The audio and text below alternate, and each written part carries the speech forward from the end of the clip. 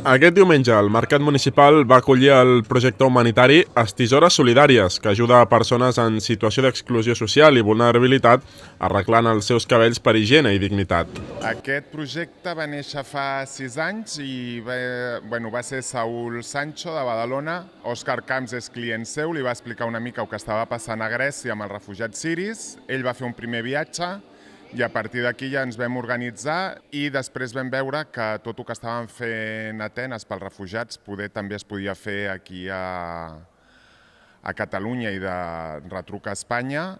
11 persones van rebre aquest servei per part de diversos perruquers que hi van participar desinteressadament. French i la seva filla Cristina, de French Moda, Manel, de Barber Amunt, Kevin i Josep Maria Neira, de Cebados.